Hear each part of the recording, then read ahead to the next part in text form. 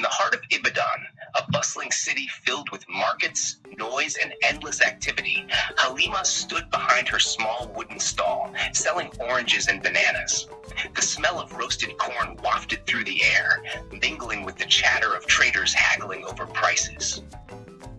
Halima wiped sweat from her forehead with the edge of her scarf and adjusted the basket of fruit in front of her. Her life wasn't easy, but Halima was determined to make it better. Her widowed mother worked tirelessly to keep a roof over their heads, and Halima dreamed of one day easing her mother's burden. She often imagined herself walking into their modest home with pockets full of money, her mother's face lighting up with relief. But dreams were distant in a world that demanded immediate survival. Every day, Halima woke up before the sun, set up her stall, and hoped for good sales. Yet deep down, she wanted more than this, more than the endless grind of poverty. One day, as Halima packed up her unsold fruits, a strange woman approached her stall. Dressed in flowing black robes, she seemed out of place among the bustling traders. Her voice was smooth as she spoke. "Young girl, you look like someone with big dreams." Halima hesitated. "Who are you?" The woman smiled mysteriously. "Someone who can help you. Tell me, Halima, what would you give to be rich and successful?" Halima blinked, startled. She hadn't told the woman her name. "What do you mean?" "I mean," the woman said, leaning closer, "what if I told you that you could buy happiness and success? All it would cost is a few of your memories." Halima stared at her, unsure whether to laugh or run, but something in the woman's gaze held her still, a strange mixture of warmth and danger. "What kind of memories?" Halima asked cautiously. "Small ones at first," the woman replied. "A childhood song, a silly moment, a thing you won't even miss. In exchange, you will rise. Wealth, opportunities, power, all yours." Halima's heart pounded. It sounded impossible, yet the woman spoke with such certainty. Halima thought of her mother's tired face, the struggles they endured daily. "And if I refuse?" The woman shrugged. "You keep your memories, but nothing changes." Halima hesitated, then whispered, "All right, what do I have to do?" The woman extended her hand, and Halima took it. The moment their hands touched, a strange warmth spread through her body. The world around her blurred, and for a brief second she felt a tug deep inside her mind. Then it was gone. When she opened her eyes, the woman was gone too. Halima stood there, bewildered, until she noticed something strange. Her basket, once half empty with unsold fruit, was now overflowing with perfectly ripe oranges and bananas. She stared in disbelief. Was this real? Halima packed up her stall, her mind racing with questions. She had no idea what she had just done or what lay ahead. All she knew was that her life had already started to change. The next morning, Halima woke up to an unusual sight. Her mother, who always wore a weary expression, was smiling brightly. "Halima, someone left this at our door," she said, holding up a neatly tied bundle of money. Halima's eyes widened. "What? Who?" "I don't know," her mother said, her voice trembling. "But this will help us, won't it?" Halima nodded slowly, her heart racing.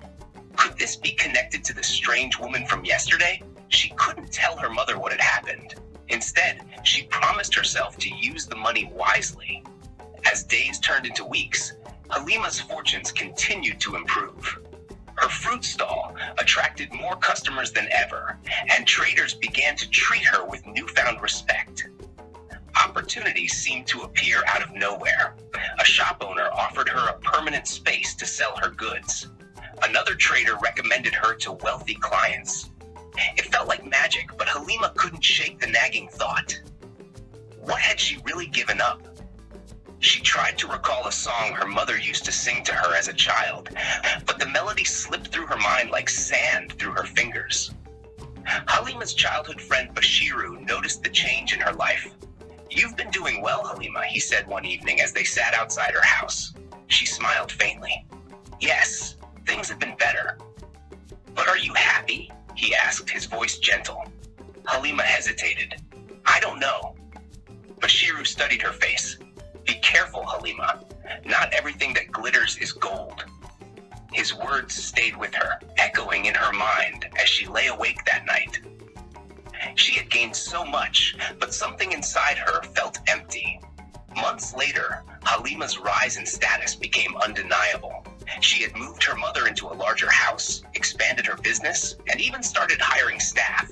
People began to recognize her as a rising star in the market. But as her success grew, so did the mysterious woman's appearances. Each time she visited, she would ask for another memory, a moment, a feeling, a fragment of Halima's life. Halima began to notice the toll it was taking on her. She struggled to recall details of her childhood, and certain memories of her late father had become blurry. Yet the wealth and opportunities kept pouring in, making it harder for her to stop. One day, as Halima stood in her thriving shop, Bashiru came to visit. "Halima, you've changed," he said bluntly. She frowned. "What do you mean?" "You're different," he said. "It's like parts of you are missing." Halima felt a pang of guilt, but quickly pushed it aside. "I'm just focused on building a better life, Bashiru, for me and my mother." "Don't lose yourself in the process," he warned. His words struck a nerve, but Halima didn't respond. Instead, she threw herself deeper into her work, determined to prove that her sacrifices were worth it. But the cracks in her happiness began to show. Halima found herself unable to connect with people the way she once did. Even her relationship with her mother felt strained. One evening, the mysterious woman appeared again, her eyes glinting in the dim light. "You've done well, Halima," she said. Halima crossed her arms. "What do you want now?" The woman smiled. "Nothing. You've paid your price. But remember, every choice has consequences." Before Halima could respond, the woman vanished, leaving her with a sense of unease she couldn't shake. As Halima continued to navigate her new life, she couldn't ignore the growing emptiness inside her. Her success had come at a cost she hadn't fully understood, and now she was left to face the consequences of her choices. Life continued to climb the ladder of success, but with every step upward, the weight of her sacrifices grew heavier. She could no longer remember the scent of her father's cologne or the sound of his laughter. When her mother spoke of old family stories, Halima often nodded along, pretending to recall moments that were now lost to her. One afternoon, as she sat in her plush new office above the bustling marketplace, Halima gazed out at the streets below. The noise of haggling traders reached her ears, but instead of filling her with nostalgia, it felt distant, like a faint echo of a life she could barely remember. She tapped her pen on the desk, trying to ignore the hollow ache in her chest. Her mother entered the room, a hesitant smile on her face. "Halima, Bashiru stopped by. He wanted to see you." Halima's heart sank. Bashiru. She hadn't spoken to him in months, too consumed by her growing empire to nurture their friendship. "What did he say?" she asked, avoiding her mother's gaze. "He said he'll wait at the old mango tree," her mother replied. "He seemed worried about you." Halima nodded, but made no move to leave her office. Her mother lingered, her expression troubled. "You know, Halima, not everything is about money. Sometimes the things we hold closest are the ones we can't buy." Her mother's words struck a chord, but Halima waved them off with a tight smile. "I'll go see him later." Later never came. Days turned into weeks, and Halima threw herself deeper into her work. She expanded her business beyond Ibadan, opening branches in nearby cities. Her name became synonymous with success, but the more she achieved, the more disconnected she felt. The mysterious woman visited less frequently now, but when she did, her presence was as unsettling as ever. "You've done well for yourself," the woman said during one of her visits. "Are you satisfied?" Halima hesitated. "I don't know. I have everything I wanted, but, the woman prompted, her eyes gleaming. "I feel like I've lost something important," Halima admitted. The woman smiled faintly. "Every choice has a cost, Halima. You knew that from the beginning." "But I didn't know it would feel like this," Halima said, her voice breaking. The woman's expression softened for a brief moment before she stood to leave. "Remember, Halima, the things you trade away can never be returned. Choose wisely. As the woman disappeared, Halima sat alone, her thoughts swirling. She thought of Bashiru, her mother, and the life she had left behind. She wondered if her sacrifices had truly been worth it. One evening, Halima finally decided to visit the mango tree where Bashiru used to wait for her. When she arrived, she found the tree as she remembered it, its wide branches stretching toward the sky. But Bashiru wasn't there. A sense of regret washed over her as she sat beneath the tree, her head resting against the trunk. For the first time in years, Halima allowed herself to cry. She cried for the memories she had lost, the relationships she had neglected, and the person she used to be. Unbeknownst to her, Bashiru had been watching from a distance. He approached cautiously, his familiar presence like a balm to her weary soul. "Halima," he said softly. She looked up, her tear-streaked face lighting up with a mixture of surprise and relief. "Bashiru." They sat together in silence for a long time, the weight of unspoken words hanging between them. Finally, Bashiru broke the silence. "Halima, it's not too late to find yourself again." His words stirred something deep within her, a spark of hope she thought she had lost. That night, Halima made a decision. She would confront the mysterious woman one final time and demand answers. She needed to understand what she had truly given up and whether it was possible to reclaim what she had lost. When the woman appeared again, Halima stood tall, her voice steady despite the turmoil in her heart. "I want my memories back." The woman's expression was unreadable. "You know the rules, Halima. What is traded cannot be undone."